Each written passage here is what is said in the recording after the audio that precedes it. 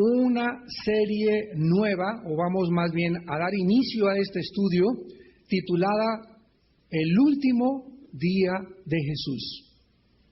Nunca en la historia ha existido un día de 24 horas como el que atravesó Jesús, el Hijo de Dios, antes de morir crucificado, ni tampoco lo habrá.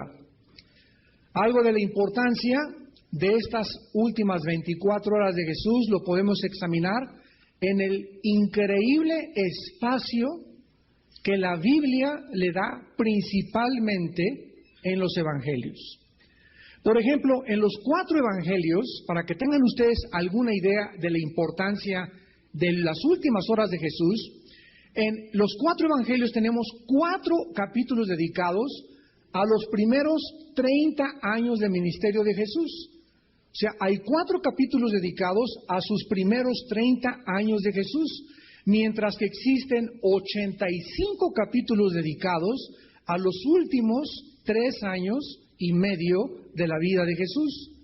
Vemos aquí, por comenzar, que el énfasis de Dios está puesto en los últimos 3 años de ministerio de la vida de Jesús. Ahora bien, de estos 85 capítulos dedicados a los últimos 3 años y medio del ministerio de Jesucristo, 56 capítulos están dedicados a sus años de ministerio, mientras que 29 capítulos se concentran en la última semana. Lo que vemos que Dios comienza a reducir y nos muestra que hay un énfasis muy grande, más grande que los años de ministerio, en la última semana de Jesús. Y de los 29 capítulos que mencionan la última semana de Jesucristo, 13 de estos capítulos están dedicados al último día. 13 capítulos están dedicados de los 4 evangelios al último día que pasó Jesús en la tierra, que comenzó al atardecer y terminó al atardecer del otro día de acuerdo a los días judíos. Con estos 13 capítulos dedicados a los eventos de la última semana, 13 de estos están dedicados, insisto, a los eventos del último día, que comienza a las 6 de la tarde, así contaban los judíos los días, a las 6 de la tarde del otro día. Y con estos 13 capítulos dedicados a los eventos del último día de Jesús, 16 capítulos están dedicados a los otros días, por lo que vemos que el énfasis del cielo está en que nos concentremos, porque se encuentran las más grandes riquezas de Dios en el último día de Jesús. De alguna forma misteriosa, Dios quiere que nos concentremos y Él abarca más escritura y los evangelistas más tinta y Dios inspira más al Espíritu Santo para que escriban el último día de Jesucristo. Pero vayamos un poco más lejos. A los eventos del último día de Jesús se dedican en la Biblia 579 versículos en los 4 evangelios. Y de estos 579, 218 versículos están dedicados a la traición, al arresto y a los 6 juicios. Repito, 218 versículos se concentran nada más desde el momento en que en el huerto de Getsemaní Jesucristo es traicionado y arrestado. Y de los demás 361 versículos que siguen o que sobran se dedican a la Pascua, a las enseñanzas en el aposento alto, a la oración intercesora en Juan 17, al huerto de Getsemaní, la carga de la cruz, la crucifixión, la tumba y su sepultura. El énfasis, pues, de Dios es en el arresto y en los juicios, y lo podemos comprobar por el tiempo involucrado. Cristo fue traicionado aproximadamente a las 2 de la mañana. Él se encontraba en el huerto de Getsemaní aproximadamente como a las 2 de la mañana, entre las 2 y las 2:30 de la mañana. Y vamos a descubrir que los juicios o los 6 juicios que vamos a estudiar en esta serie terminaron a las 6:30 de la mañana. O sea que desde que fueron a arrestar a Jesús a Getsemaní, pasaron aproximadamente 4 o 5 horas, cuando antes de que el Sanedrín se reuniera al otro día, porque era ilegal que se juzgara a nadie de noche. Era ilegal que se juntara el Sanedrín de noche. Era ilegal que a un preso se le sentenciara sin que antes hubiera habido testigos que pudieran ser testigos de cargo y que dijeran, ¿verdad? Esta persona hizo esto y aquí están las evidencias. Entonces nos damos cuenta de qué forma tan ilegal, tan absurda, cómo se violaron todos los códigos de la jurisprudencia, el derecho romano que había en aquel tiempo prevalecido como una de las fuentes de la jurisprudencia actual. Todos los estudiantes que estudian leyes estudian el derecho romano y lo consideran lo máximo, infinitamente superior al derecho romano, era el derecho y las leyes que Dios antes que los romanos le dio a la nación de Israel, como las vamos a ir analizando también a la luz de la jurisprudencia, de la abogacía y del poder judicial. Entonces es maravilloso que nosotros podamos introducirnos en esta serie, porque esto nos da un periodo aproximadamente de las 2 de la mañana a las 6 de la mañana, como de 5 horas, y quedando solamente como un periodo de 9 horas para todos los eventos posteriores que siguieron, porque a las 9 de la mañana Jesucristo ya estaba crucificado. Fíjense, en Getsemaní estamos hablando como a las 2:30 de la mañana, duran como 6 horas los juicios, inmediatamente a las 9 de la mañana ya estaba en el monte Gólgota colgado, y de las 9 a las 3 de la tarde Cristo duró colgado en la cruz, y Él murió exactamente a la hora 9 o a las 3 de la tarde, duró 6 horas colgado en la cruz. ¿Por qué? Porque el número 6 es el número que Dios le asignó al ser humano. Y Él moría identificándose con la raza humana. En el 6º día, Dios creó al ser humano. Ahora, siendo que el Espíritu Santo pone tanto énfasis al último día de Jesús en esta tierra, debe ser muy importante para todos nosotros estudiar profundamente estas últimas 24 horas, para que aprendamos revelaciones profundísimas de la vida y el significado y el propósito principalmente de los sufrimientos de Jesucristo. Después de que la mayor parte de nosotros pudimos admirar, otros criticar y otros contemplar la película La Pasión de Cristo, yo recuerdo que comentaba con mi hermano Alex que esta película tiene aproximadamente un 25% de verdad, contra un 75% inventado. Lo dijimos, ¿verdad? Lo hemos repetido muchas veces. Cuando Jesús aparece ahí en la película al principio diciéndole al Padre, defiéndeme, fue casi una blasfemia. ¿Por qué? Porque Jesucristo jamás le pidió al Padre que le defendiera. Él iba voluntariamente, y Él había declarado en Juan 10, 18 al 20, a mí nadie me quita la vida. Yo tengo poder para ponerla y poder para tomarla. Cuando los discípulos quisieron intervenir para poder defender a Cristo, les dijo, guarden su espada. ¿Qué acaso ustedes no saben que yo puedo pedirle a mi Padre legiones de ángeles y defenderme? Sin embargo, en la película aparece inmediatamente, ¿verdad?, como que Él está pidiendo defensa. Hay otras cosas buenas de la película, ¿verdad? Sensibiliza a la gente, tocó a mucha gente después le ha interesado más en la Biblia. Se está pasando en las naciones árabes. Los árabes, simplemente por ir en contra de los judíos, fueron a ver la película porque comenzaron a correr el rumor de que era antisemita, etcétera, etcétera. Entonces, ¿verdad?, Dios de una u otra manera usa muchas cosas para nuestro bien. Pero vemos nosotros después de esta película todas las barbaridades que sacaron después. Pedro no niega a Cristo más que en el patio de la casa de Caifás. Juan no le llama madre a Jesús, en la película le llama madre a Jesús antes de la crucifixión, y es en la crucifixión donde Jesucristo le dice a María, María, he ahí tu hijo, hijo, ahí a tu madre. Cuando el soldado le atraviesa en la película el costado a Jesucristo, sale como manguera la sangre. Esto es una blasfemia también. Muy pocos cristianos inclusive han podido discernir este hecho. ¿Por qué es una blasfemia? Porque el hecho que Cristo le saliera ese chisguete de sangre tan grande indicaba que era el soldado el que lo estaba matando. Y sin embargo, en la Biblia dice el apóstol Juan que él vio cuando se acercó a la cruz una gota mezclada de agua con sangre, una gota que le quedaba y que salía de su costado. Y esta observación de Juan, a la luz de la cardiología moderna, nos habla que Jesucristo tuvo una rotura del pericardio antes de que el soldado le atravesara la lanza.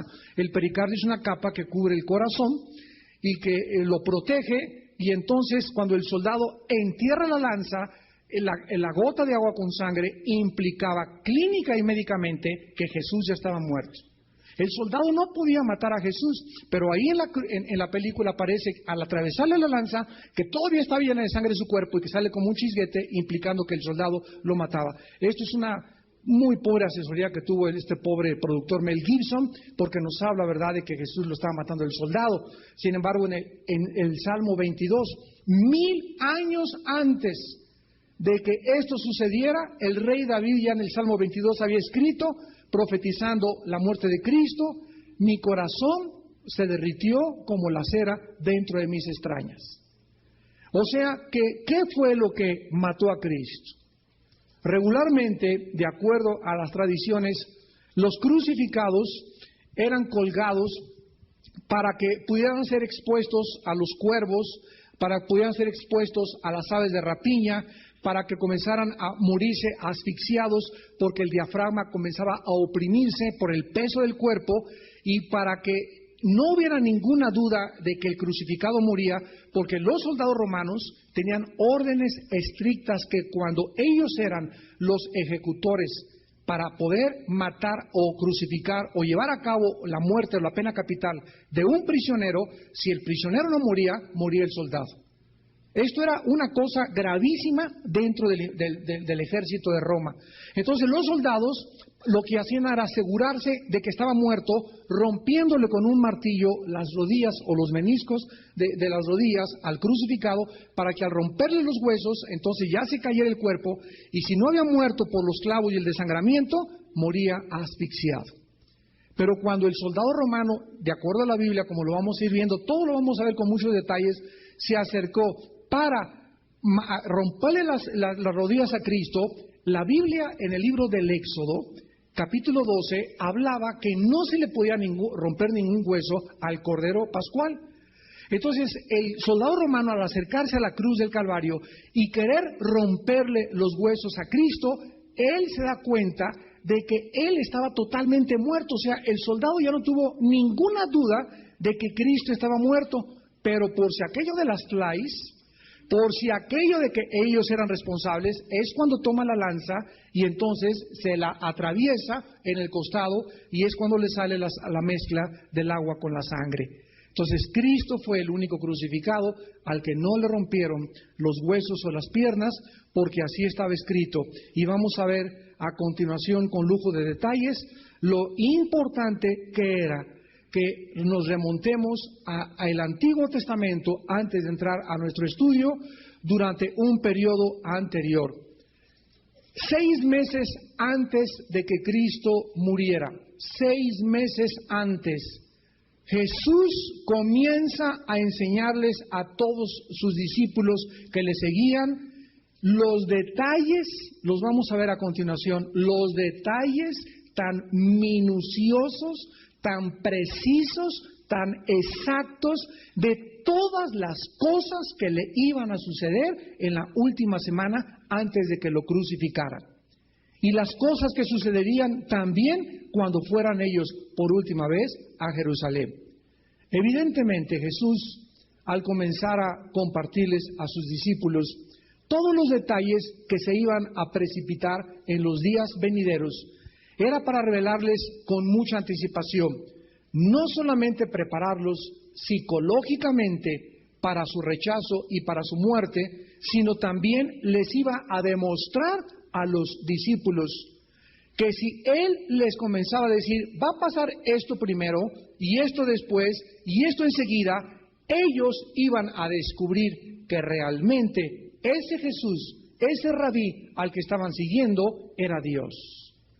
Porque nadie más que Dios, como lo vamos a ver a continuación, puede revelar el futuro con la precisión y los detalles de decir, en 1 hora va a suceder esto, en 3 horas va a suceder esto, hoy en la noche va a pasar esto, después va a pasar esto, etcétera, etcétera. Y esto los discípulos les sirvió para fortalecer realmente su concepto de que Jesús era el Mesías. Cristo también les comienza a enseñar a los discípulos que su muerte no era un mero accidente. Ni tampoco él iba a ser la víctima de una turba o de una multitud desenfrenada de gente incontrolable. Todas las cosas que iban a suceder a continuación estaban perfectamente determinadas y profetizadas para que se cumplieran en su persona. Pero aún más, él tenía que demostrar que realmente al comenzar a enseñarles las cosas que iban a sucederse, que él era el profeta que el Antiguo Testamento había enseñado que vendría como el Mesías. Vamos al Antiguo Testamento rápidamente al capítulo 18 del libro de Deuteronomio. Deuteronomio capítulo 18. Dios le dio a Israel una ley, o les reveló un procedimiento para que la nación pudiera identificar quién era un verdadero profeta y quién era un falso profeta. Cada profeta tenía que dar predicciones relacionadas, escúchenme, con la historia inmediata o contemporánea de su pueblo, en primer lugar. Y cuando se cumplieran estas predicciones, ¿verdad? Qué fácil es decir, bueno, entre 25 años va a pasar esas cosas y se muere, pues nadie sabe si fue profeta o falso profeta. Tenía que dar predicciones que se cumplieran en el medio contemporáneo en el que estaban viviendo. Claro que hubo unas después, pero tenía precisamente que corroborarse que ese profeta era de Dios si se cumplían al 100%. Si el profeta que había hablado no hablaba y no sucedía lo que él había dicho, entonces este era un falso profeta. Leamos Deuteronomio 18, versículos del 15 al 22 con detenimiento. Del 15 al 22. Profeta de en medio de ti, de tus hermanos, como yo, te levantará Jehová tu Dios, a él oiréis. Conforme a todo lo que pediste a Jehová tu Dios en Horeb, el día de la asamblea, diciendo, no vuelva yo a oír la voz de Jehová mi Dios, ni vea yo más este gran fuego para que no muera. Nos detenemos aquí. Dios, anteriormente, en el monte Sinaí, cuando se apareció en el pueblo, Deuteronomio 4 y Deuteronomio capítulo 5, y comenzó el monte Sinaí a temblar, y comenzó un ruido, con sonidos de bocina, y cayeron truenos y oscuridad. Todo el pueblo que estaba en el monte Sinaí, era la primera vez que Dios colectivamente se revelaba a una multitud de gente. Antes del monte Sinaí se había revelado a Abraham, se había revelado a Moisés en forma individual, pero era la primera vez en que Dios se revelaba a miles de personas. Y todos estos judíos creyeron que al llegar al monte Sinaí iban, Dios es bueno, es peace and love. Iban a llegar allá al monte Sinaí, iban a caer jingle bells, iban a caer palomitas y todo bonito, y los ángeles, ¿cómo están mis chiquilines? ¿Cómo les va mis nenes? Y ese era el concepto que los judíos tenían de Dios. Pero cuando ellos llegan al monte Sinaí y comienza y oscurecerse todo y a temblar todo, se bajan en estampida corriendo los israelitas y corren con Moisés y le dicen, Moisés, no te lo suplicamos, no queremos oír la voz de Dios. Mira Moisés, ve tú habla con Dios y lo que Dios te diga, ven y dínoslo y nosotros te vamos a oír a ti. Esta es la razón por la cual aquí se les dice, ¿verdad?, que les iba a levantar profeta conforme a versículo 16, a lo que pediste a Jehová tu Dios en Horeb, o sea, el monte Sinaí, en el día de la asamblea, diciendo, no vuelva yo a oír la voz de Dios. O sea, Dios entonces designa a seres humanos para que sean los seres humanos, como no quería el pueblo tratar directamente con Dios, Dios escoge a seres humanos y los llama mensajeros, que es el título en el hebreo para la palabra profeta. ¿Quién es un profeta de Dios? Alguien que trae un mensaje de Dios al pueblo de Dios. Un evangelista es alguien que trae un mensaje a las gentes no cristianas. El profeta habla al pueblo de Dios, el evangelista al pueblo no cristiano. Entonces, el profeta es cualquier persona que habla con la Biblia, que cita la Biblia, que dice, así dice Dios, y no mi corazón ni mis pensamientos. Este es el profeta de Dios. Entonces Dios les da a continuación las siguientes instrucciones. Versículo 17. Y Jehová me dijo, han hablado bien en lo que han dicho. Profeta les levantaré de en medio de sus hermanos como tú, y pondré mis palabras en su boca, y él le hablará todo lo que yo le mande. Mas a cualquiera que no oyere mis palabras, que él hablare en mi nombre, yo le pediré cuenta. El profeta que tuviere la presunción de hablar palabra en mi nombre, a quien yo no le haya mandado hablar, o que hablare en nombre de dioses ajenos, el tal profeta morirá. Y si dijeres en tu corazón, ¿cómo conoceremos la palabra que Jehová no ha hablado? Si el profeta hablare en nombre de Jehová, y no se cumpliere lo que dijo, ni aconteciere, es palabra que Jehová no ha hablado. Con presunción le habló el tal profeta, no tengas temor de él. Vemos pues que aquí Dios claramente le revela a su pueblo el procedimiento para que puedan distinguir quién era un profeta de Dios, quién era un profeta falso. Podemos sacar nosotros con esta enseñanza algunos ejemplos rápidos de los últimos años. Por ejemplo, falsos profetas. ¿Quién fundó una secta llamada Los Testigos de Jehová? Un hombre llamado Charles Russell. Él profetizó y dijo que en 1914 se acababa el mundo. En 1914 no se acabó el mundo. Dijo, me equivoqué, va a ser en el 24, tampoco sucedió.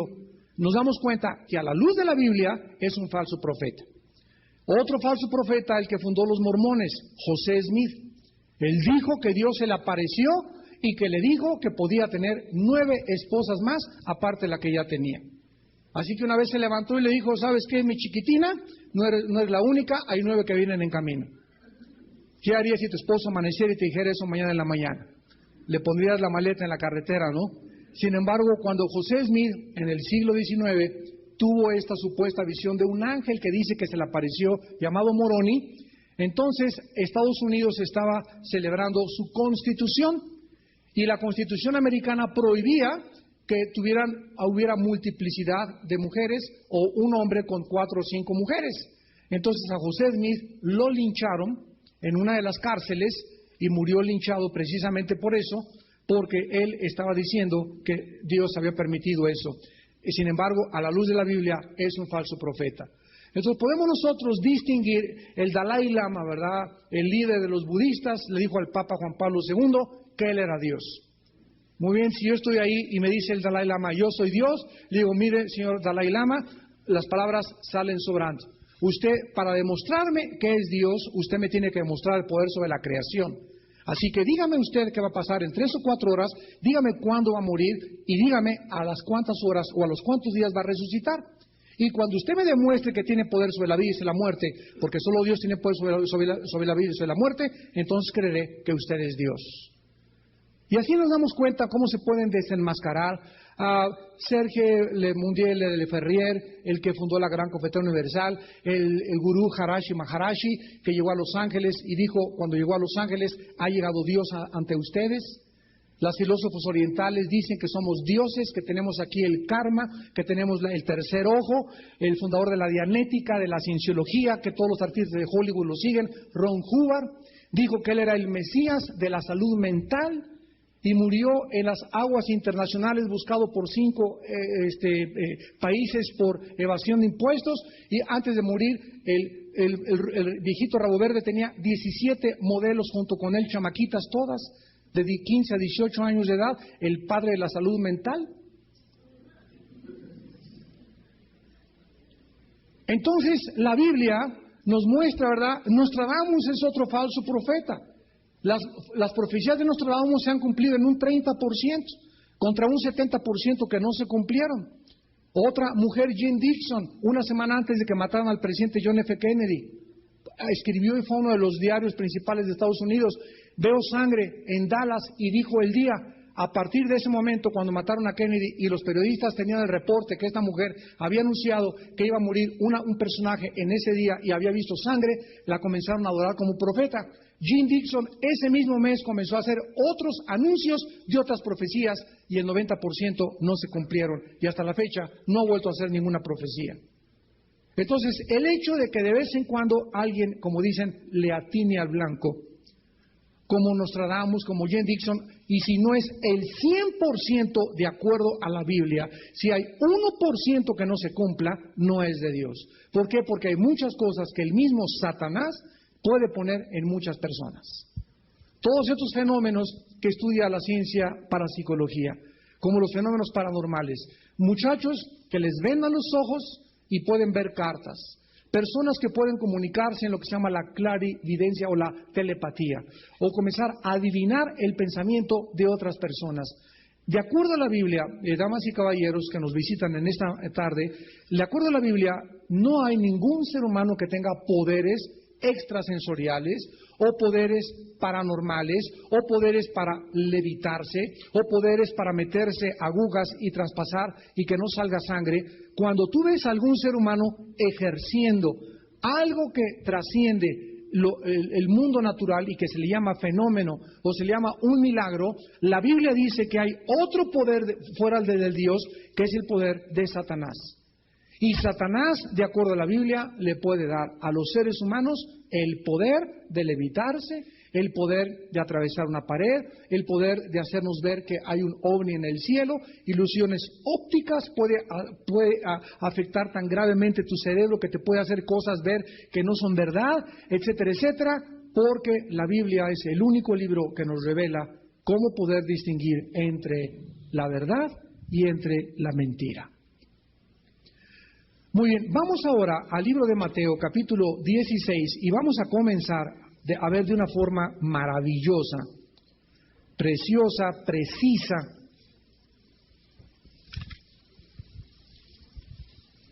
Mateo capítulo 16, y vamos a comenzar a ver las asombrosas predicciones, las asombrosas y sobrenaturales, maravillosas, precisas, exactas predicciones de Jesús días antes de que Él fuera llevado a la cruz del Calvario. Vean ustedes, vamos a hacer una suma de 4 o 5 versículos nada más y vamos a sumar cuántas predicciones exactas se encuentran en la boca de Jesucristo. Por ejemplo, en Mateo 16, 21. Desde entonces comenzó Jesús a declarar a sus discípulos que le era necesario, número 1, ir a Jerusalén. ¿Sabe una cosa? Necesito ir a Jerusalén. Número 1. Número 2, y padecer mucho. Número 3, ¿de quién iba a padecer? ¿De la gente? ¿Le iban a meter una zancadilla? No, de los ancianos. Y nada más de los ancianos, no. En cuarto lugar, de los principales sacerdotes. Y en quinto lugar, y de los escribas también. Y en sexto lugar, y ser muerto. Y en séptimo lugar, resucitar al tercer día. 7 predicciones hace Jesús en este versículo. 1, ir a Jerusalén. 2, padecer mucho. Él sabía que al llegar allá iba a padecer. Sabía quiénes eran los que lo iban a comenzar a torturar, los ancianos. Pero no solamente los ancianos, sino también los principales sacerdotes. Número 4. Número 5, y también los escriban. Comienza a describir todas las personas involucradas en sus futuros sufrimientos. Número 6, les dice, voy a ser muerto, y les declara, voy a resucitar. Mateo 17, versículo 22. Aquí agrega Cristo otra profecía más. Estando ellos en Galilea, Jesús les dijo, el Hijo del Hombre será entregado en manos de hombres. Aquí añade el detalle que Él será entregado. Agrega algo más a las anteriores 7 predicciones. O sea, aquí ya llevamos 8 predicciones en 2 versículos de Jesucristo. Mateo 20.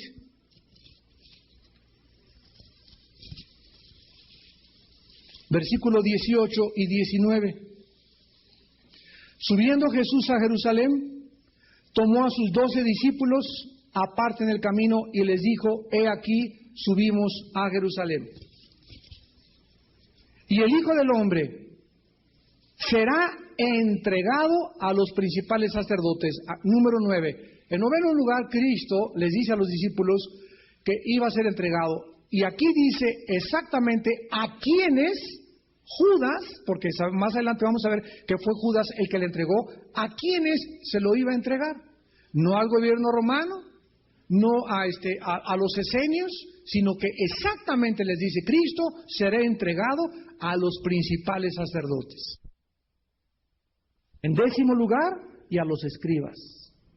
En 11º lugar, les anuncia, y me van a condenar a muerte. En 12º lugar, y le entregarán. En 13º lugar, ¿a quiénes? A los gentiles. O sea, cuando Pilato les grita al pueblo, ¿verdad? Ahí estaban los sacerdotes, los líderes, con todos los gentiles diciéndole, crucifícale, crucifícale, crucifícale. Y dice Cristo en 14º lugar, para que le escarnezcan. Ya van 14 profecías. Y se van a burlar de mí, me van a escarnecer. En 15º lugar, y me van a azotar. En 16º lugar, y me van a crucificar. Y en 17º lugar, mas al tercer día resucitaré. Les declara exactamente, detalle por detalle, cada cosa que Él iba a sufrir y lo que la gente le iba a hacer. Vemos el control absoluto que tenía Jesús del futuro. Todos los acontecimientos, todos los eventos que Jesús enfrentó, los tenía perfectamente bien conocidos. Esto se llama en la Biblia omnisciencia, que significa el que conoce todas las cosas, y es un atributo que solo le pertenece a Dios. Vayamos a Mateo 26. Qué maravilloso. Versículo 2. Y vean ustedes, vamos a hundirnos todavía más, una profundidad tremenda. Dice Mateo 26, 2, ¿sabéis que dentro de 2 días se celebra la Pascua y el Hijo del Hombre será entregado para ser crucificado? Aquí Cristo está plenamente consciente que solo le quedan 2 días.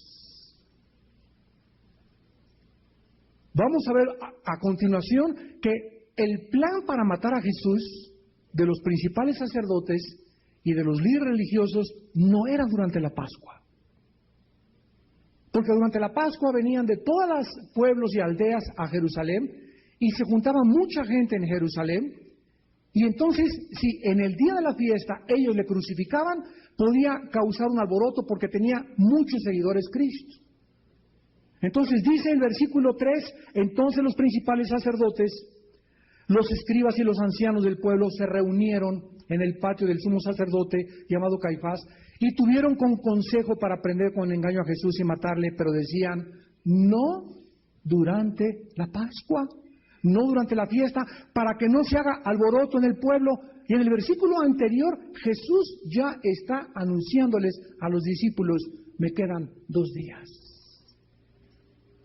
Y al mismo tiempo que Jesús le está diciendo a los discípulos, ¿sabéis que dentro de 2 días será la Pascua y el Hijo del Hombre será entregado para ser crucificado? Al mismo tiempo que Cristo les revela a los discípulos, me quedan 2 días, las mentes humanas, los seres humanos por acá, por otro lado, están diciendo, no durante la Pascua. O sea, Él sabía perfectamente bien cuándo iba a ser entregado. Los seres humanos ni siquiera sabían que era durante la Pascua donde Él tenía que morir. Y vamos a ver más adelante, a continuación, cómo todos estos acontecimientos se precipitaron para que se cumpliera precisamente la voluntad de Dios. Solo quedaban 2 días, los líderes religiosos dijeron que no durante la Pascua, no sería ese día cuando lo arrestaron. ¿Por qué? Porque es Dios el que tiene la última palabra. Por acá pueden estar en tu casa, cuchi, vamos a quitarle esa cosa, vamos a quitarle a su hijo, vamos a robarle, te voy a hacer mal a ese hermano. Y por acá Dios está contigo diciéndote, no temas del hombre. Por un lado la gente puede armar un complot y puedes tener muchos amigos tratando de planear y desarrollar estrategias para hacerte un daño. Y Dios te dice, no temas, estoy contigo. Qué maravilloso tener esta conceptualización, esta seguridad de que si Dios conmigo, ¿quién contra mí? De saber que mis manos no dependen de, por acá, mi jefe me habla, Armando, pues si te invito, vámonos con unas chavas hoy en la noche, para que si quieres que te aumente de puesto y que formes parte del grupo de la compañía, pues tienes que jalar parejo con nosotros.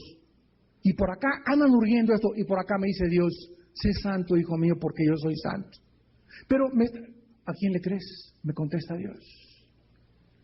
Dependes tú de hacer pecado e inmoralidad y creer que tus jefes te van a recompensar. ¿Tú crees que tu destino y tu futuro está en manos de tus jefes, de tu papá, de tu mamá, de tu esposa? ¿Tu felicidad depende de algún ser humano? ¿O dependes de mi relación? Me pregunta el Padre.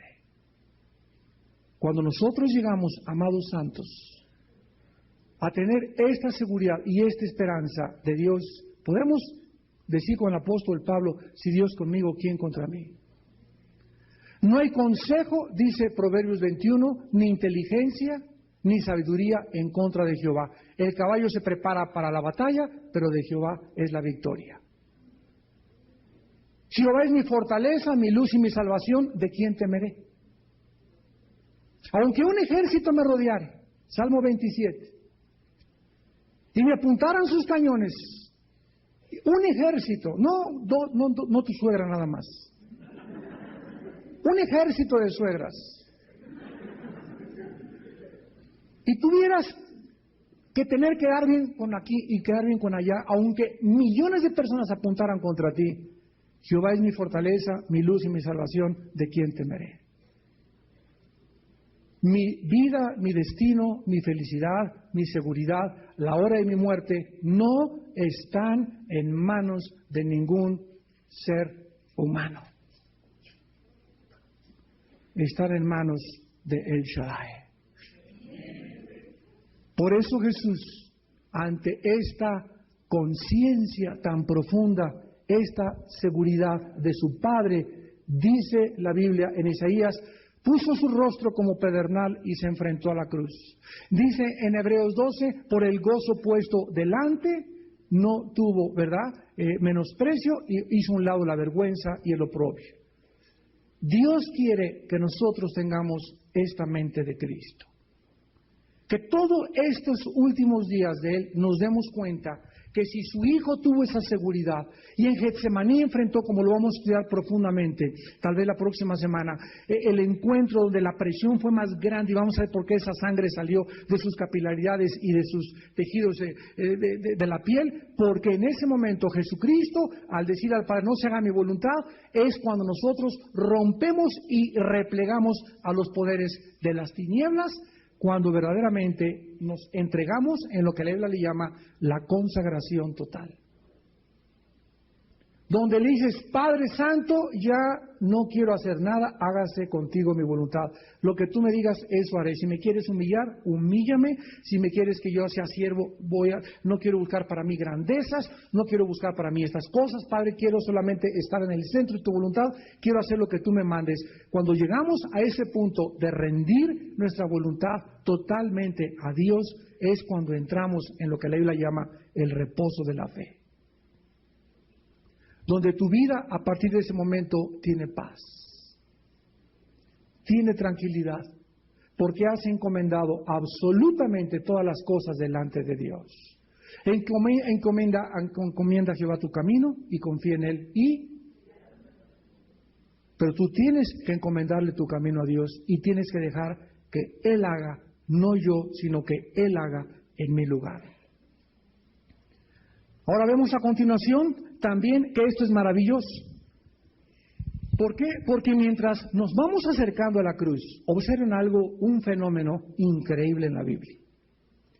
Conforme nos vamos acercando, como nos vamos a ir acercando, porque vamos a estudiar profundamente este último día de Jesucristo, conforme nos vamos acercando a la culminación que va a ser la cruz del Calvario, vemos los poderes del mal dirigiéndose a la cruz, ¿no es cierto?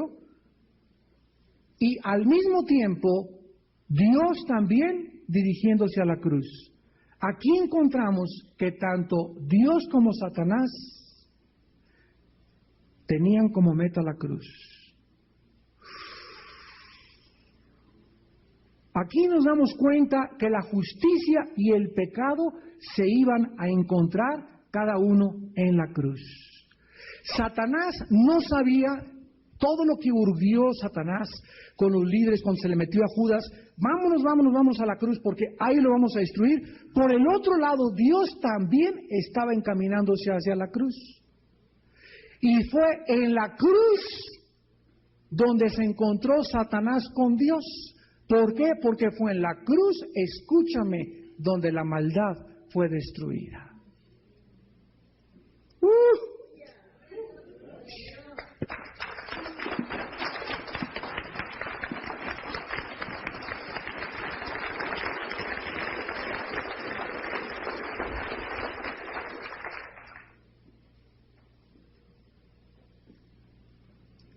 Fue en la cruz donde el diablo fue exhibido públicamente, como lo vamos a leer a continuación.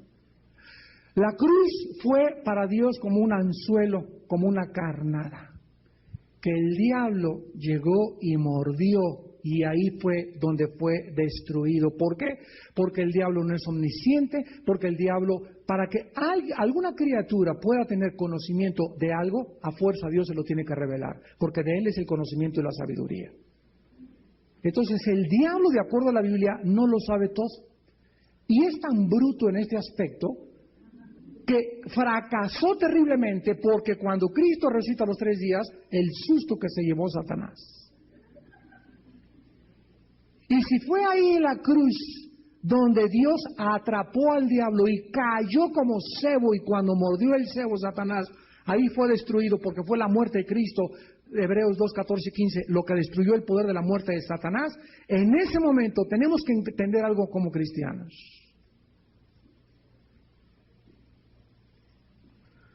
Mi maldad solo tiene un lugar para morir, y es vivir juntamente con el crucificado. Con Cristo estoy juntamente crucificado, y ya no vivo yo.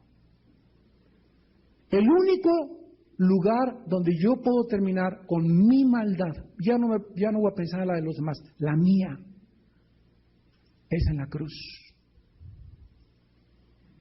Crucificando mi carne, mis pasiones y mis deseos.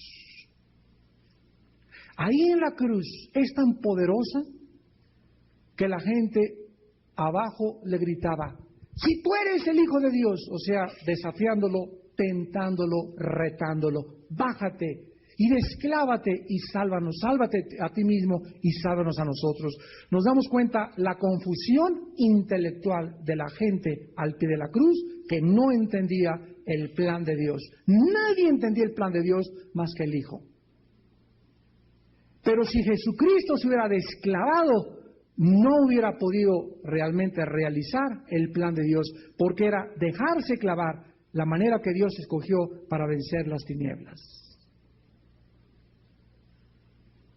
Y si yo quiero comprender esto y aplicarlo a mi vida, Dios me dice que siga los pasos de Jesús. Dicen Colosenses 3, 4 y 5, hagan morir lo terrenal en ustedes. Hagan morir lo terrenal. Hay lo celestial y hay lo terrenal. ¿Qué es lo terrenal? Pasiones, lascivia, malos deseos, pornografía, sexo antes del matrimonio. Todas estas cosas, si tú no las matas y no las haces morir, y solamente hay la cruz como respuesta para nuestras pasiones, nunca podrás ser campeón contra el mal. Cuando Jesús le dijo a los discípulos, el diablo no tiene nada contra mí, es precisamente porque él era sin pecado. ¿Qué es lo que le hable a los demonios que ataquen a un cristiano, ya bajo la sangre de Cristo? ¿Qué es lo que le abre la puerta a Satanás para que me afecte, para que me confunda, para que me saque del camino, para que me haga predicar herejías, para que me haga sentirme orgulloso, para que me haga sentir especial, para que me haga sentir que soy profeta, que soy apóstolo, o que soy diferente, o que soy más grande, o porque la gente se aprovecha de mí? ¿Qué es lo que hace que todas esas cosas puedan hacer y tenerle lugar a Satanás en mi vida? El pecado. El pecado. Y cuando nosotros vivimos en pecado es cuando nosotros abortamos la misión de Dios y es cuando nos hemos bajado de la cruz. Porque a Satanás no le gusta a ningún hijo de Dios ver crucificar su carne. Satanás te dice, disfruta, de la dolce vita, c'è la vie, como dicen en París. Vive la vida, disfrútalo ahorita, no seas burro, ya se está yendo el camión, ten relaciones sexuales, disfruta ahorita las muchachas, mira lo que te ofrece el mundo, y estamos bombardeados con esto. O sea, el mundo a nosotros nos lanza el mismo desafío, bájense de la cruz, cristianos tontos, aquí abajo está el baile latino, aquí está la dulce vida, aquí está el agasajo, aquí disfrutas. Y cuando tú haces caso a eso, te bajas de la cruz y pierdes la victoria contra Satanás y contra tu propia vida. Miren ustedes en 1 Corintios estas verdades, capítulo 2, 1 Corintios 2, para terminar. Dice 1 Corintios 2, versículos 7 y 8, mas hablamos sabiduría de Dios en misterio, la sabiduría oculta, la cual Dios predestinó antes de los siglos para nuestra gloria. O sea, la Biblia nos habla que hay una sabiduría que es de Dios y esta sabiduría está escondida, ¿verdad? Oculta. Y si está escondida, ¿cómo la puedes encontrar? Necesitas que Dios te la revele. Versículo 8. La que ninguno de los príncipes de este siglo conoció, porque si la hubieran conocido, nunca habrían crucificado al Señor de gloria. Si Satanás se hubiera dado cuenta que la cruz era el lugar donde el Cristo lo iba a vencer, jamás se hubiera metido dentro de Judas. Jamás hubiera cometido la estupidez de meterse dentro de Judas. Jamás hubiera cometido la necedad de cuchillarle a los sacerdotes y al Sanedrín y que planearan el complot y el contubernio y traicionaran a Jesucristo. Si él hubiera sabido esas cosas, no lo hubiera hecho. Ahora veamos en Colosenses, la misma verdad, capítulo 2, versículo 13 al 15. Colosenses 2, del 13 al 15. Y a vosotros, estando muertos en pecados y en la incircuncisión de vuestra carne, os dio vida juntamente con él, perdonándonos todos los pecados, anulando el acta de los decretos que había contra nosotros, que nos era contraria, quitándola del medio y clavándola en la cruz. Y despojando, la palabra despojar es desvestir, arrancar las ropas, despojando a los principados y a las potestades, los exhibió públicamente, triunfando sobre ellos en la cruz. O sea, que en la cruz del Calvario, dice la Biblia, que Satanás le arrancó la careta, la máscara al diablo. Y ahí en la cruz del Calvario, Jesucristo nos enseña con su muerte lo que es la maldad. O sea, en la cruz del Calvario, Dios nos está diciendo, miren nada más el colmo de la irracionalidad humana. Cristo no era traficante de drogas, Cristo nunca mintió, nunca le hizo mal a nadie, levantó a los muertos, sanó a los enfermos. Y miren ustedes con qué odio, con qué crueldad, con qué actos tan ignominiosos han hecho conmigo. Lo hicieron pedazos y todavía, bájate si eres el Cristo. Y lo seguían insultando, tengo sed, sí sed, vamos a darle vinagre y hiel. Y en ese momento nos damos cuenta lo que es la humanidad. La humanidad está llena de maldad en contra de la verdad y de la luz. Ahí en la cruz lo podemos ver, porque ahí en la cruz Cristo desenmascaró a los poderes de las tinieblas y nos mostró la maldad exhibida públicamente en su máximo esplendor.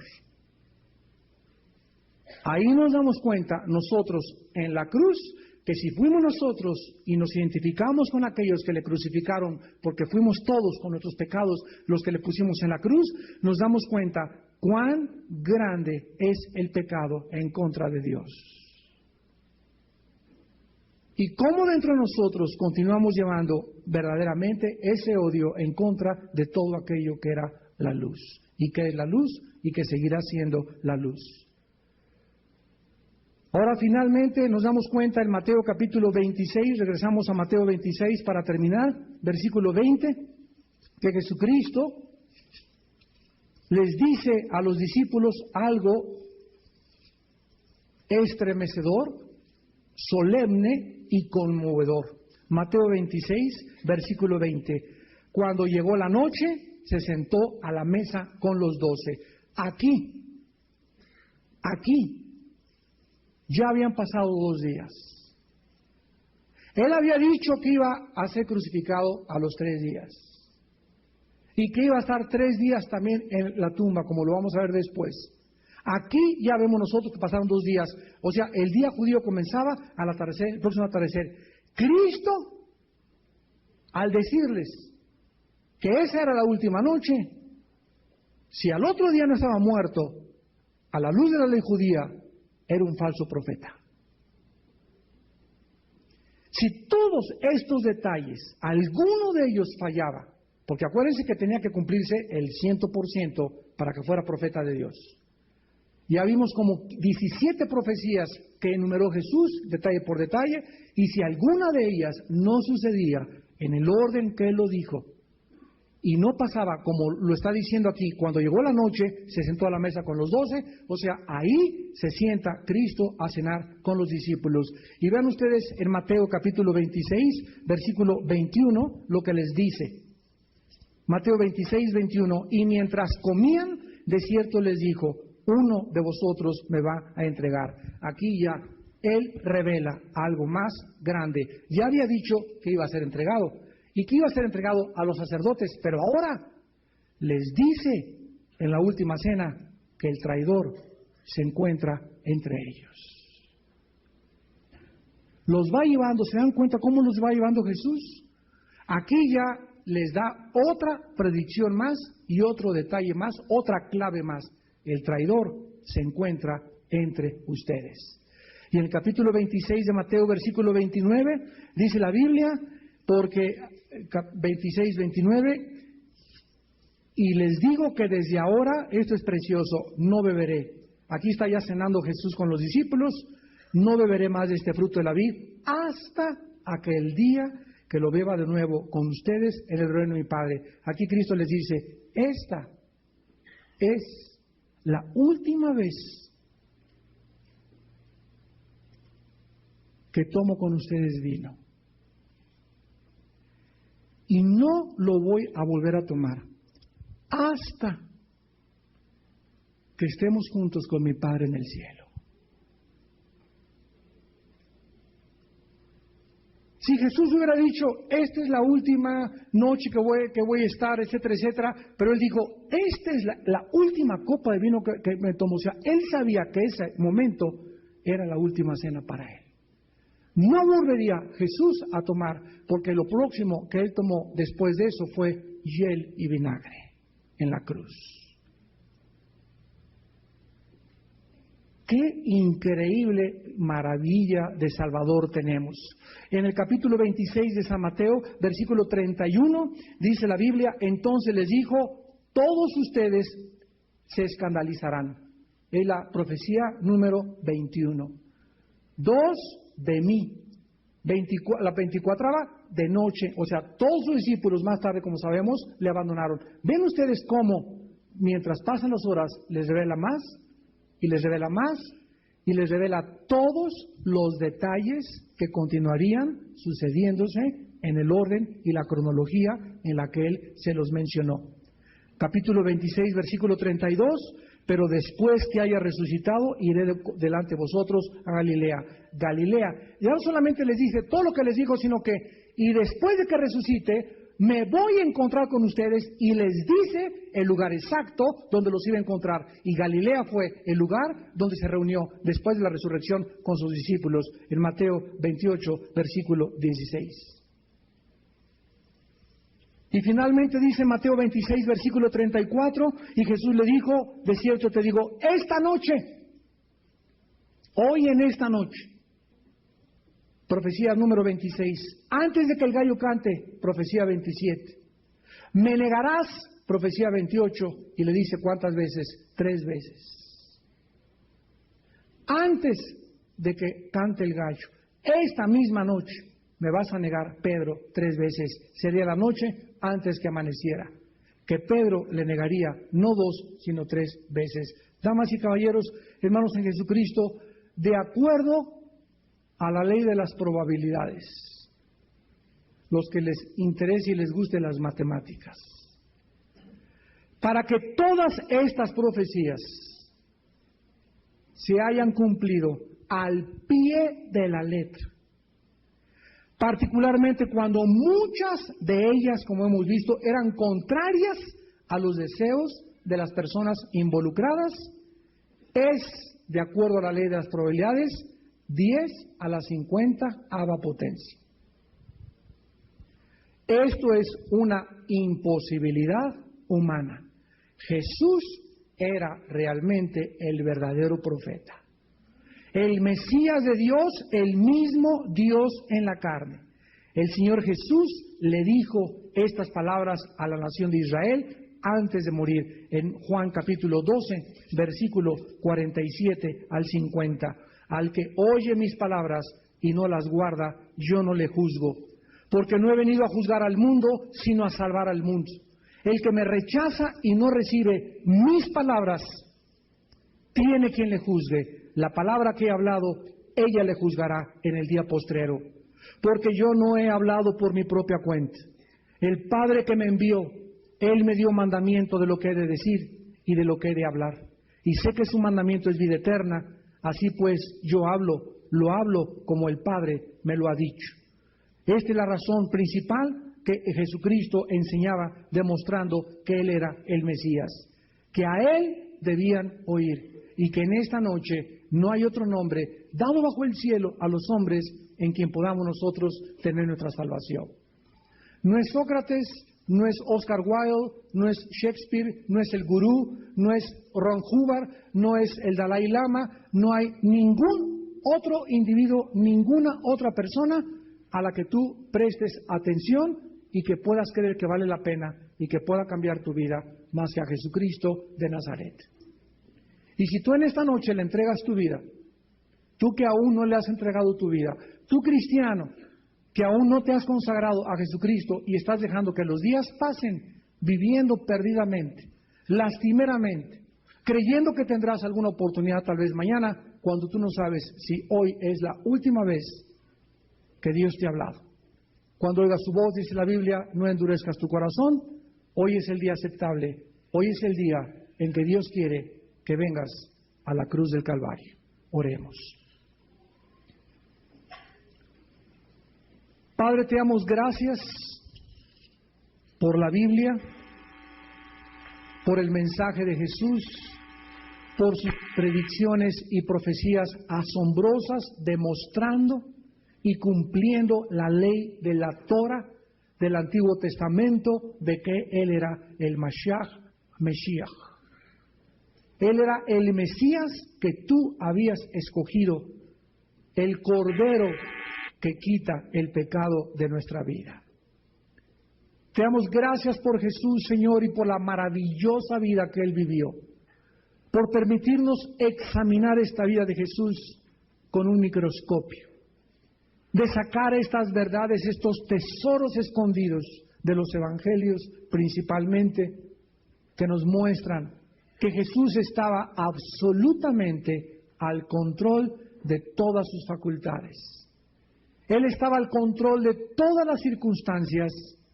Él sabía perfectamente bien para qué había nacido, porque su razón de nacer fue morir en la cruz, para pagar en esa cruz el precio con su sangre por nuestros pecados.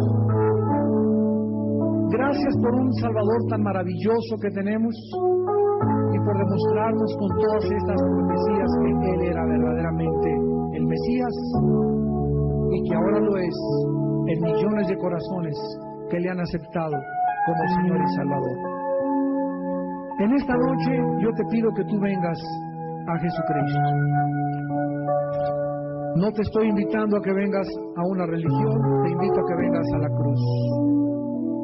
La Biblia dice que el que no muere como el grano de trigo al caer a la tierra, no lleva fruto. Si el grano de trigo no cae a la tierra y muere, dijo Jesús, anticipando su muerte, queda solo y nunca darás fruto en tu vida. ¿Cuál es el más grande enemigo que tenemos? Nuestro ego. Nuestro ego. Esta voluntad propia de querer hacer lo que nosotros queremos hacer, de no someternos a ninguna autoridad, de vivir una vida libertina y de establecer nosotros las reglas.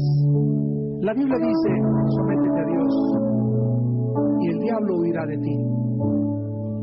No somos dioses, fuimos creados para conocer a Dios, someternos a sus leyes y creer en lo que Él hizo en la cruz.